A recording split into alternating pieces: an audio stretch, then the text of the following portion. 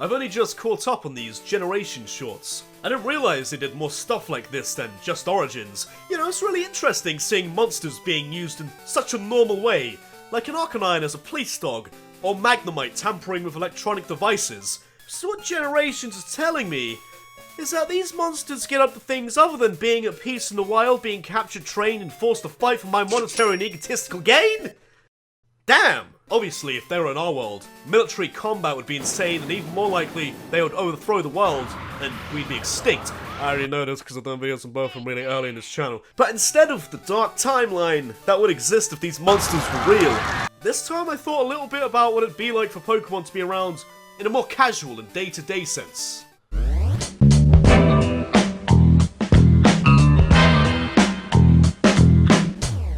You ever hear the phrase, "Prepare to be fucked by the long dick of the law"? Well, Pokemon existing would do to the long dick of the law what Omni Consumer Products did to Alex Murphy. Unless you have your own Pokemon to somehow fight police or get them off your trail, crime would be cut down massively, and you'd have to be a top tier goon to have Pokemon to match the police.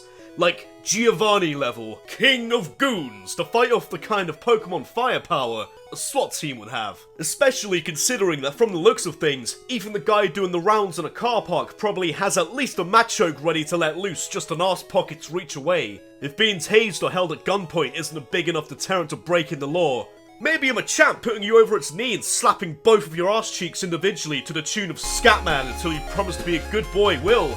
And even for us, mostly law-abiding citizens, day-to-day life would change massively, but in a way we'd be normalised to. We'd see a 1-ton floating UFO bored out of its 4 GTX 1080 mines, looking at you hoping you're gonna start some shit every time you go through airport security. But you'd glance over it and think, oh, usually security busts out the crimson chin looking goober, oh well. Then you go back to looking down at your phone and decide against starting some beef against the 1-ton UFO. You'd have Alakazams analysing major crime scenes and feeding the culprits spoonsful of justice and 10 ounces of porridge a day. You'd have Agrons busting down the doors to your favourite hip young Fortnite streamer once the SWAT team rolls in. You'd have Piloswines giving you a good nocular pat down on your way out of Amsterdam, and you'd have Machokes breaking down Bossman's stand at Bovingdon Market, who sold you Fugazi Yu-Gi-Oh cards, and Borat 6 months before it came out. So the world would be far safer, and arguably crime-free. So it would seem.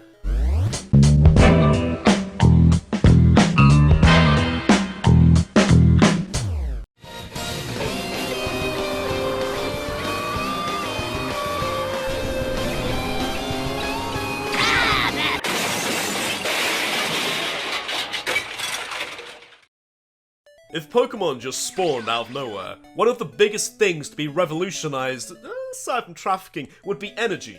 From the top of your head, what energy exists? Heat, tidal, wind, it all generates the good stuff, that sweet, juicy electricity. Now with Pokemon and energy, there'd be a lot of ethical decisions involved. Like in Generation 2 where Team Rocket rigged up a bunch of Electrode, yeah, that kind of setup, that's not gonna fly. But you know what would? A Pidgeot and its squad storming up a bunch of wind turbines, a Wailord busting out a spiral tap into a large body of water, and using the tidal energy to generate electricity, that's not causing any harm either. A Macago in its 18,000 degree body, just existing in the first place, puts geothermal energy straight out of business. We've been pissing about with the Earth's core. We have the bloody surface of the sun just slugging around the place.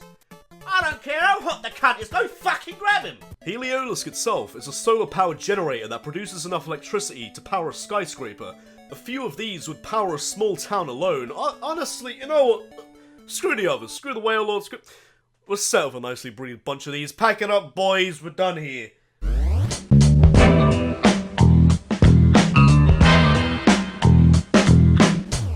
Now I know, we all restart Pokemon on a new file, and we realise just how much we took HMs for granted. Oh, I need to surf around. Guess I gotta do a few chores for Mr. Bridie. Really considerate guy, always asking me to take my shirt off when it gets too warm. And trousers. It's insanely convenient, and if Pokemon existed, man, getting around would be calm. Need to run down the road? Hop on Arcanine and travel like a king. Need to swim? Literally any water Pokemon that you can mount, he's got you covered.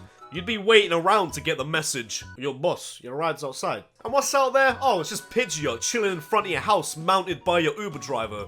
Or, if you want to be a smartass about it, just own a Ditto and have it transform into any of these things to do it for you. Keep pictures of whatever you need it to transform into handy in your wallet. I personally never leave the house without my trusty Crabrawler right by my side. Or Pot of Greed. Still, he's not holding up too well. Hell, a few dozen Pokemon can learn Teleport, including Arcanine. Even if they could only teleport you to the nearest hospital, that'd still be amazing.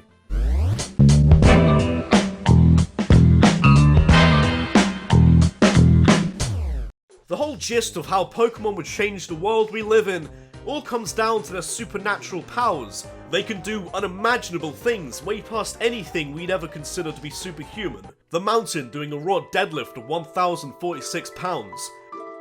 Usain Bolt sprinting 100 meters in 9.58 seconds. All of that is nothing compared to a thick reptilian boy who can cripple you with its tongue. So you have to wonder, how would this influence sports? Strongman competitions, even just Pokemon Olympics like Pokeathlon. That'd be a mighty spectacle in itself. But personally, I'd be interested in seeing something like a UFC fighting type division. It'd be insane to watch, kinda like what goes on in the episode where Ash gets a Primeape, and he's having none of it because Ash is a bollocks trainer. A big draw in combat sports is seeing different styles clash, and each Pokemon is very different. You could see a Hariyama fighting a Hitmonlee, a Pangoro taking on Hitmonchan, all of them versus Crabrawler. Let's fucking have it! Going past just caged fisticuffs, try and tell me that live Pokemon battles wouldn't become just the biggest thing. Not just fighting boys slapping each other in a cage, all-out Pokemon battles spectated by the world. It would be the revival of Colosseum combat.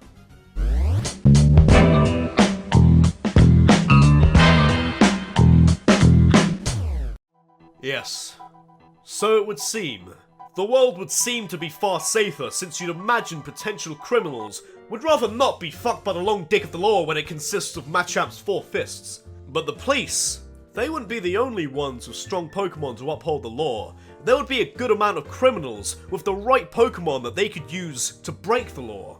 And you know that'd be true, since Giovanni did manage to become the world's leader in Pokemon trafficking, and he did a damn fine job of it too. Except the 10-year-old destroying it all. Take a look at every major law to break, and tell me the right Pokemon on your side wouldn't make that easy. You wouldn't even need to get blood on your hands with it either. You could sleep at night with a clean conscience knowing that you didn't steal that fresh, pristine Audi R8 your neighbour has. No! Klefki just happened to have the keys and you happened to take her for a spin. For a spin right down to your local chop shop to get her stripped down. Not me, it was Klefki. And you can't honestly tell me that you think all of these Pokemon are gonna have the right moral compass. Sure, you're gonna have the occasional Pokemon who somehow stumbles upon the Bible and suddenly becomes a good, wholesome Catholic mon who does no wrong, but for the most part, no. No. You're more likely to find Pokemon who listen to Five Finger Death Punch on a bad day and suddenly thinks they're hot shit. I think you're forgetting exactly what the Mon is short for. It's the same thing kids get their dads to check under their beds for, and it's the same thing dads get the police to check local churches for. You think every Snorlax out there gets told, "Hey Snorlax, go eat that guy's lunch." And then Snorlax goes, "Snore." Wait, that's pretty mean. Hell no! That Snorlax would be like, "Snore." Wait, KFC? Hot damn! That bitch should be gone, like, yank!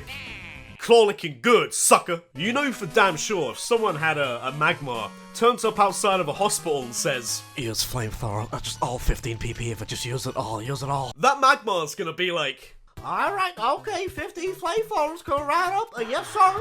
Sure, crime would definitely be held back overall, but you'd need future foresighting Pokemon like Xatu to be on point to prevent these things from happening in the first place. They're not going to be able to foresee every crime going to happen all at once, so really, preventing and committing crimes, they kind of balance each other out.